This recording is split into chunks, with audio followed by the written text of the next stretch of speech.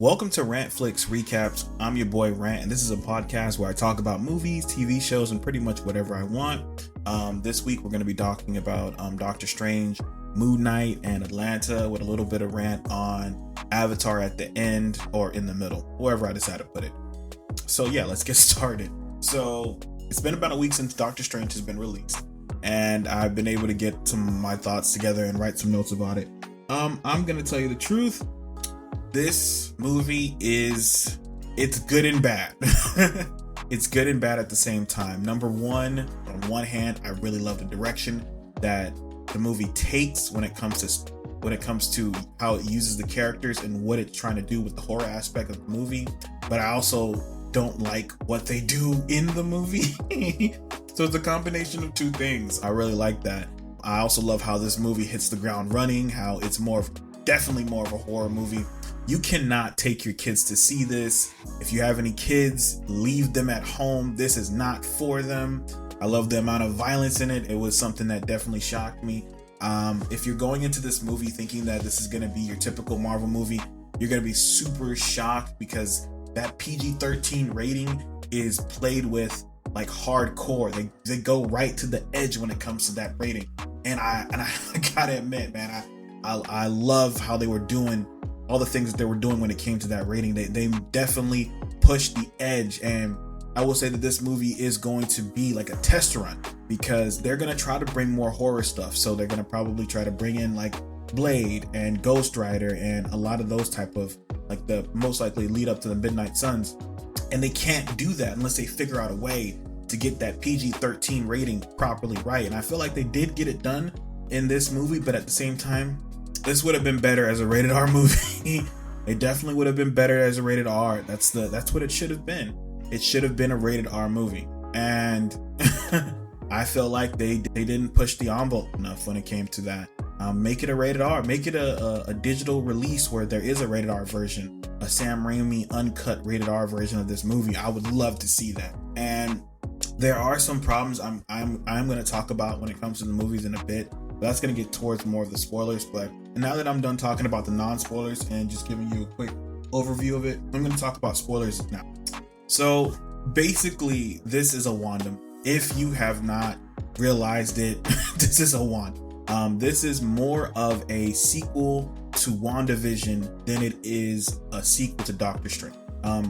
You had to have watched WandaVision to be able to really understand her motivations behind everything that's going on. But even then, it still doesn't clarify. But Marvel's at this point now, you have to have watched their shows to continue on the frame that they want you to do. So you have to have watched those previous shows. You have to have watched the up and coming shows that they're going to be putting out so that you can continue when they show up. We don't have time to play with the backstory. I like that aspect because that's how they're able to hit the ground running and just introduce the villain early on, which the villain is Wanda. If if you haven't realized, because this is spoilers. Yeah, that's kind of the only problem with that is that, okay, so the only problem with them doing that is that their shows aren't fairly good. They're not super amazing. Usually their shows have a strong start, but it's just it doesn't have really anything of strong substance to keep coming back to watch it. I'm going to cover this when I talk about that in Moon Knight in a bit, but yeah, it's definitely not anything that's going to gravitate you towards it like that. You need to watch these shows now because Marvel's not playing around, and that's another problem, is that not many people have watched it. I've watched so many reviews where people are like, well, this movie doesn't blah blah blah because it doesn't make any sense why Wanda is doing this, or it doesn't make any sense. Like, well, it does make sense if you watched WandaVision. WandaVision was a slow start. It wasn't a fairly strong beginning when it came to that TV show. If you watch WandaVision, the first 2 episodes, I'm going to tell you the truth, they're very boring. They're extremely boring. It doesn't even get really interested until like the 3rd or 4th episode. And then it ends.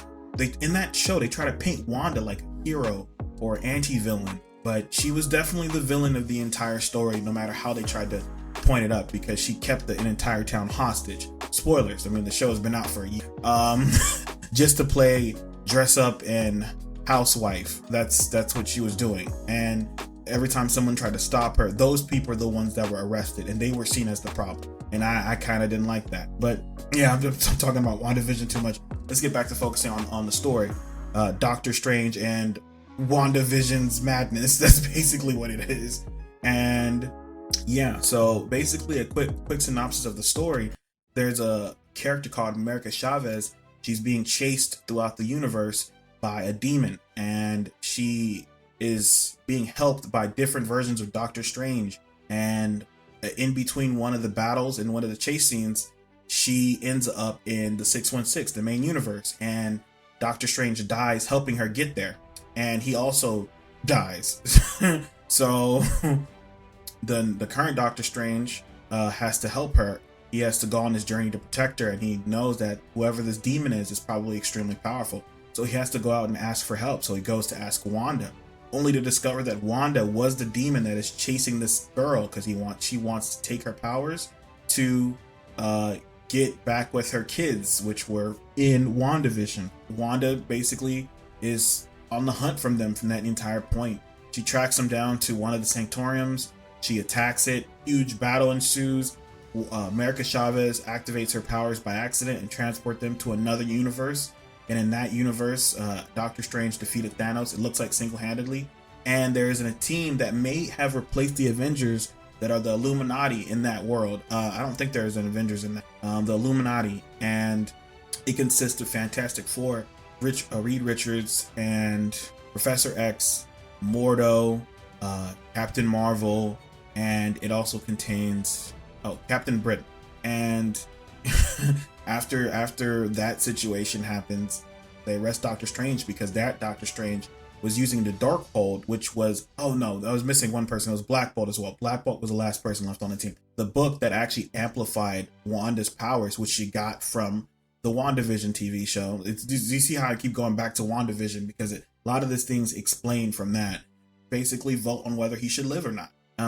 They end up voting on the idea that, before they continue to vote, Wanda attacks the base, even though Doctor Strange had warned them not to underestimate her. They go out there and underestimate and then just get slaughtered. She defeats everyone on the team fairly easily, and she's still chasing them down. She gets a hold of America Chavez, and then she blasts Doctor Strange to another universe. Doctor Strange uses the Darkhold in that universe to take over his zombie body, and then he uses that to fight Wanda.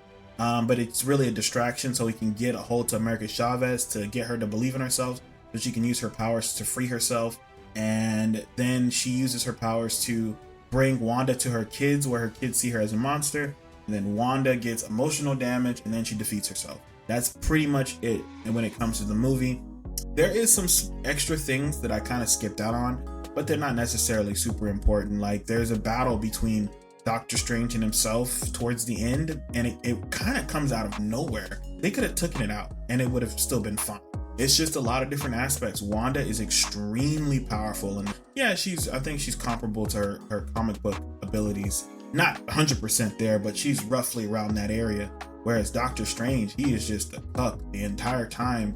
He's not good. He's extremely talented, but it's just that he's not the Sorcerer Supreme.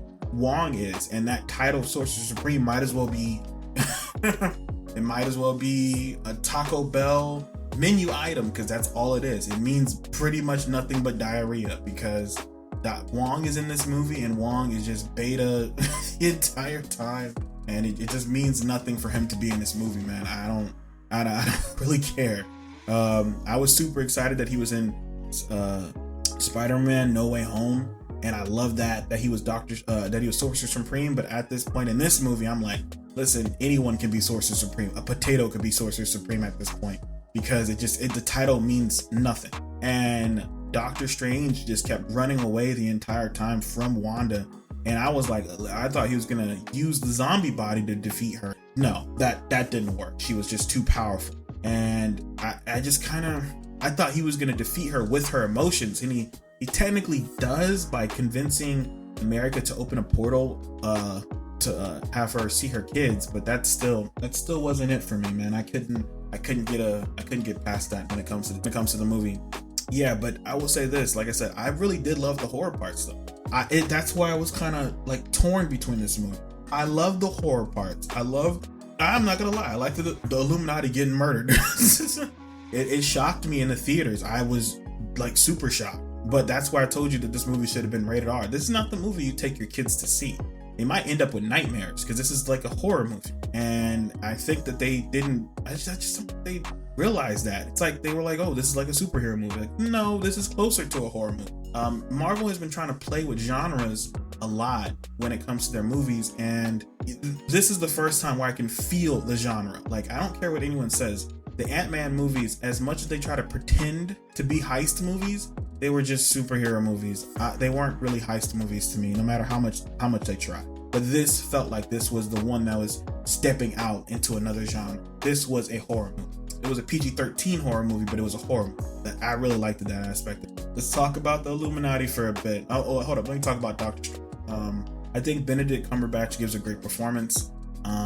He just doesn't shine in this movie as much as you think he does. Even the only time I would say he does shine is when he has a battle with himself.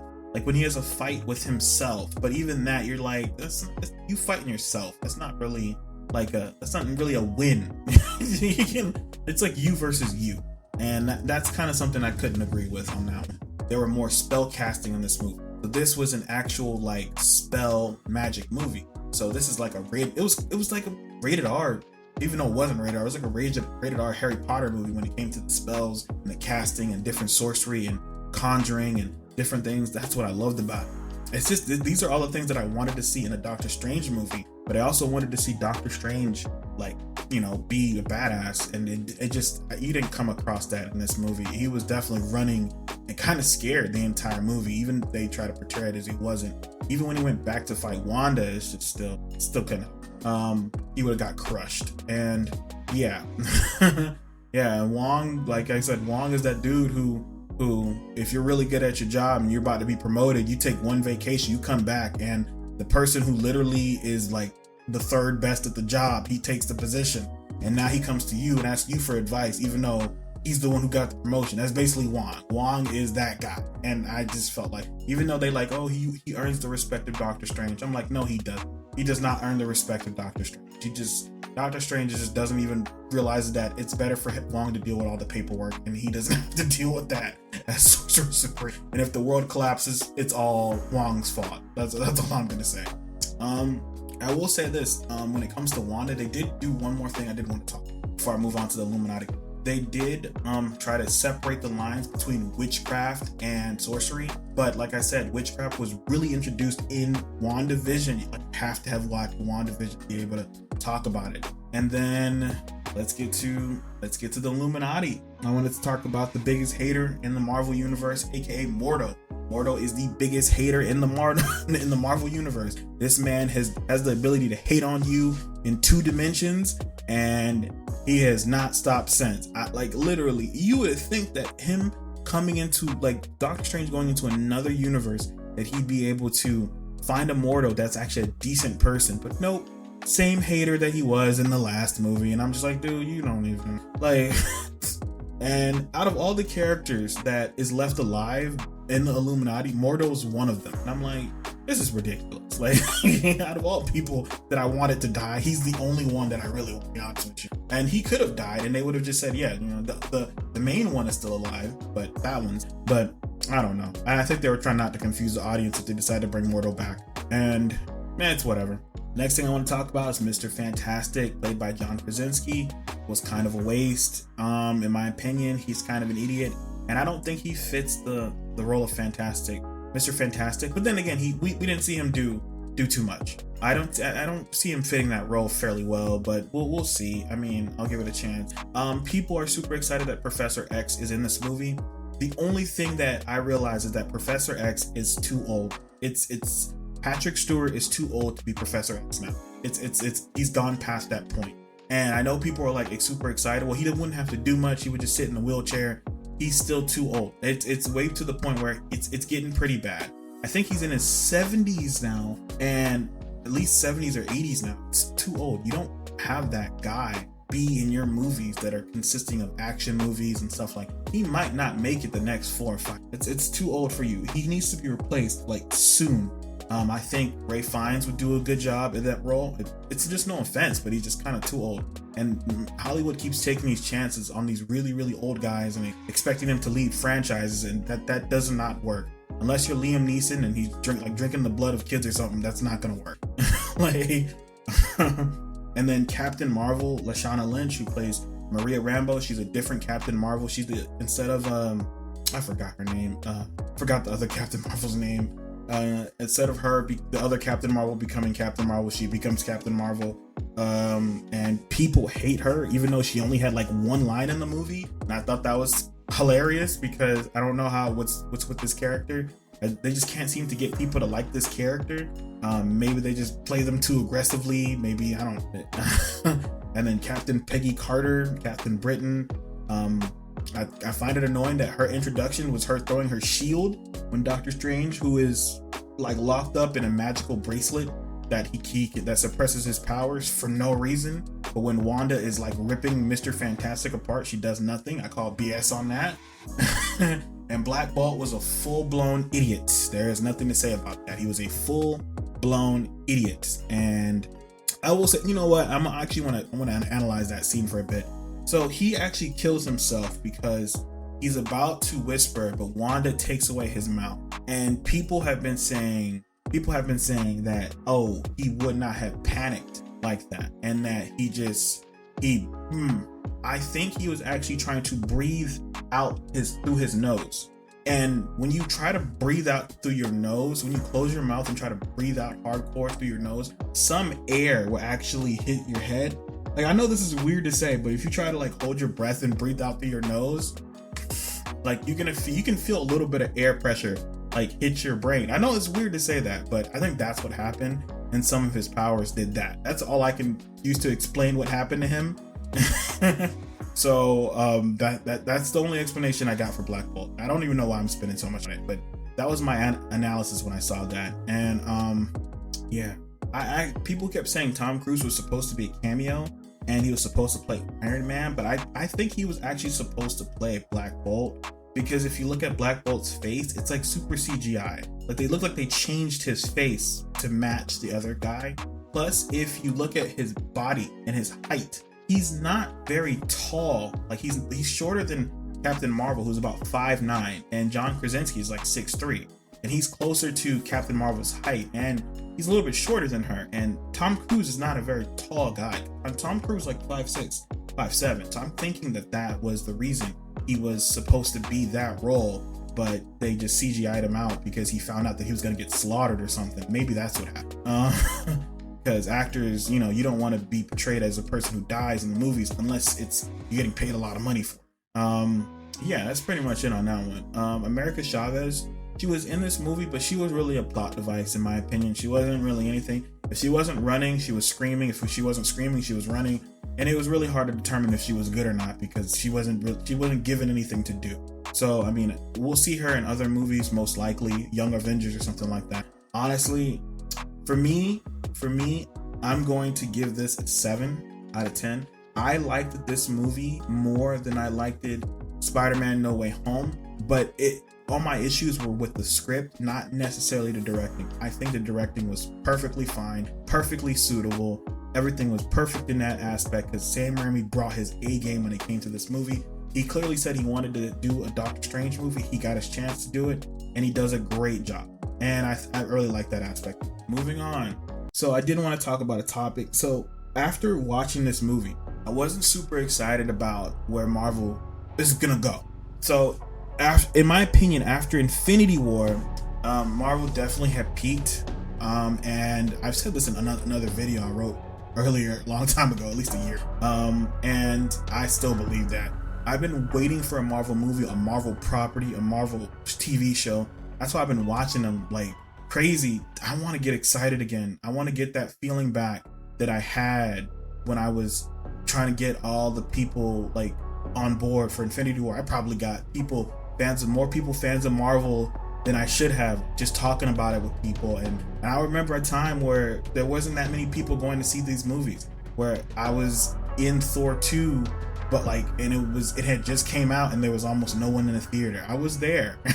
I was there since the beginning. I was there trying to get people to help me go see go see Iron Man, because I don't have any money. I was a kid trying to watch these movies, and this is not it, man. None of these TV shows, none of the movies, nothing has gotten me super excited, and I'm kind of disappointed. Even the whole multiverse thing is not really getting me super like hyped up. And maybe if they decide to present the X-Men, I might be interested, but like so far it's just been kind of dying down, that willpower for me to love these movies and love Marvel. And there hasn't even been a good video game except for Guardians of the Galaxy. Like, there really hasn't been anything. And now that's pretty much my thoughts. I hope Thor gets me excited, but I think if Thor doesn't like get me off the couch and get me running, I'm probably gonna end up like skipping the rest of the Marvel movies in theaters and just going to just wait until they come out on Disney Plus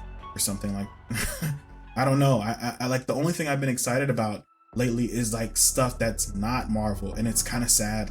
The Boys and Peacemaker. It's it's just like non-Marvel properties have got me excited, because like they just don't care. They do whatever they wanted. Like, I'm pretty sure if this WandaVision 2, because that's pretty much what this movie is, WandaVision 2, if it was rated R, it would be a much better movie. It would be a much better movie. You would not be holding the director back from what he wants to really do.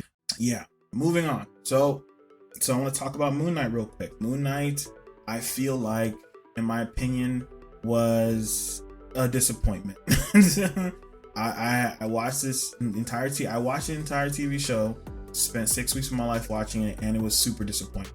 I don't care what anyone says. I watched I think everything past the second episode. I was questioning, okay, how are they gonna introduce this, and they either do it badly, or how are they gonna do this, or they do it badly. And I felt like, I think towards the third episode, I don't know why I didn't make a video about this. I should have. I predicted that Layla was going to get powers. I predicted she was going to get powers. My prediction was that she was going to become the new Moon Knight, and Moon Knight was going to die. I felt like that was going to be the end of the series. It doesn't happen, but she does become a superhero, and and I was shocked at how she becomes a superhero or whatever. But it's whatever, man. I will say this, man. Like, I can't, man. I really tried with this show. It felt like I watched half of the show.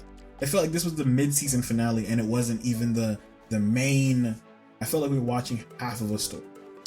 Even when they got to the 5th episode and they did all that stuff and the whole ending, and I was like, okay, there is no way they're going to be able to finish this story unless they have like an hour to finish the story. And then I see that the next episode is like 45 minutes. And I'm like, how are you going to do this unless you're going to skip over a lot of stuff? Which is exactly what they just skipped over a lot of stuff. They skipped over things. And it was just like, okay, oh, no, he has to get in a suit. Now he's in a suit. Oh, no, now he's alive.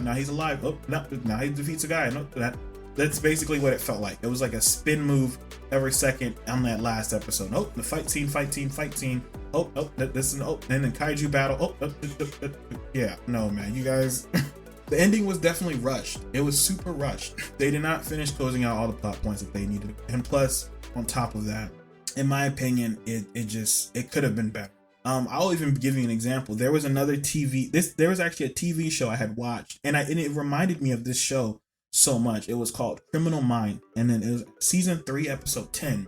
And there's a serial killer who's killing what looks like random people, and they're really gangsters, thugs.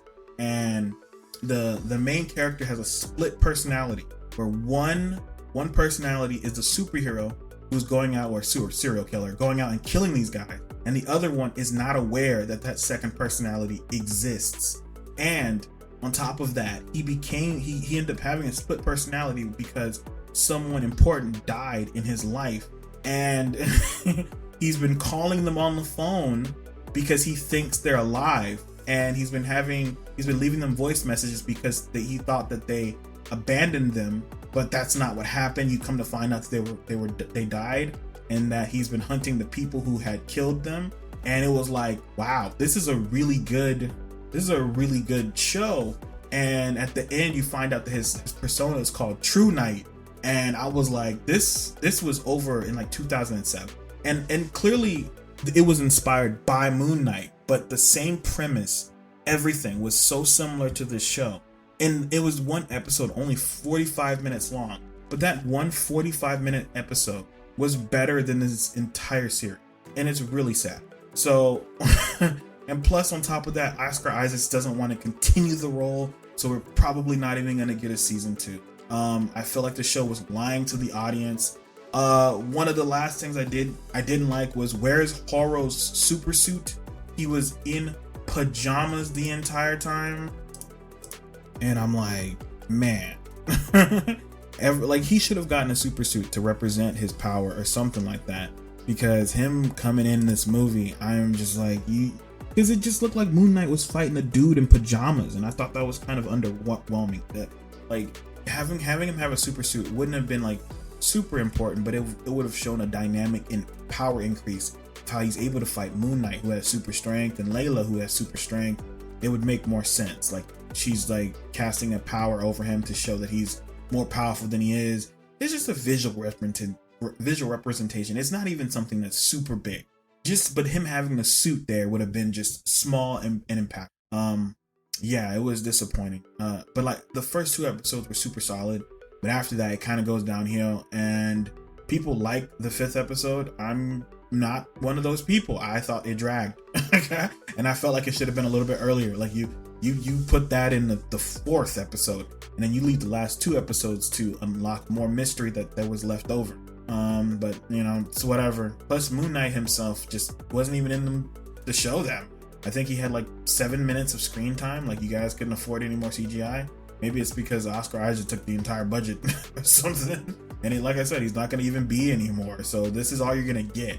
So if this looks like what it is, it looks like it was just a Layla door opening TV show to introduce her character. She might be seen in more stuff, but I don't think that Moon Knight will be seen at all. Or if he does show up, he will be a villain, and that's what they're trying to push. And they'll probably kill him off. Who knows? Moon Knight is going to be a 6 out of 10. Its ending was just a big old blubbery rushed mess. So 6 out of 10 for Moon Knight. Okay. Yeah. And the last thing I'm going to talk about today is Avatar. Avatar. I'm not gonna lie, I'm not super excited about Avatar. In my opinion, it is probably the only sci-fi property that I just don't care about. And I think it's because I never actually finished the original Avatar movie, and people were like saying that it's really good. I remember watching it and thinking, this is bland. This is kind of bland. Like I was just like, this is just like Pocahontas but with blue people, and I was in high school thinking about that. And this movie came out probably around that time, and I'm like, this is not all that's cracked up to be. Because I don't know what people were loving about it. And then you wait like almost 12 years to make a sequel. 12 years? Like, you guys got a lot of balls. Like James Cameron, you got a lot of balls to try to decide that you want to like push your franchise and sequels and yada yada yada. Like damn near a decade afterwards. Was he working on it for an entire decade? It's possible, but not likely. He was producing a lot of stuff. I don't think he had the time to be able to just start working on it. But whatever, the movie probably is going to make a lot of money because you left the franchise there. But at the same time, couldn't tell you who the character's name. I couldn't tell you what the race of I couldn't tell you what the race of the blue people was. That's pretty much it, man. I don't know. What else? And that's pretty. Oh, the last thing I wanted to talk about today was Atlanta. Atlanta is hands down one of my favorite shows that came out this year. For all the new shows, it'll be Atlanta and Peacemaker. Peacemaker and Atlanta have been my favorite shows. It's really hard for me to count Dexter as one of my favorite shows because it technically started last year. So it's really hard for me to count Dexter. But if I can, it'd be Dexter. It'd be the new season of Dexter. It would be Atlanta and Peacemaker. Those have been my favorite shows that I'm super excited. Pretty much nothing else. Yeah. Yeah. That's it, man. But Atlanta's problem is So basically, one of the things that I had a problem with when it came to this TV show is the fact that they keep doing these other like on and off episodes of Atlanta, and I've been kind of, and it's like this was a pitch for an anthology series that Donald Glover has been trying to pitch, and he's trying to show that the audience likes what he's doing, so he wants to get FX to give him some money to do it. Sure. I mean, do what you got to do. You put in 1 or 2 episodes, bruh, but like half the episodes this season, it's kind of messed up that you're doing that. I mean, every episode was amazing, but that's just the talent that Donald Glover is writing, and I forgot the director's name, Hiro Kaji, the director, horror director. They both do a great job when they're working together, and I love it. But I don't know about them doing that. I mean, like I said, I really do like every single episode. Every single one has been fire, but I want to go back to the gang. I want to go back to Atlanta. They felt like they did the same thing that It's Always Sunny in Philadelphia did, where they went to Ireland. And I was happy, and then until I realized the rest of the season was going to take place in Ireland. Then I was like super unhappy. I'm like, come on. I mean, it was creative, but it's whatever. Then again, it was like a difficult time. It was during the pandemic. But we'll see. Yeah, but so far the show has been a 10 out of 10. Every single episode has been a banger. Like it's the only show I look forward to weekly. That's pretty much it on that. This is gonna be my end of my podcast. I'm your boy RantFlixx. That's pretty much it, man. I'm your boy Rant, and I'm out.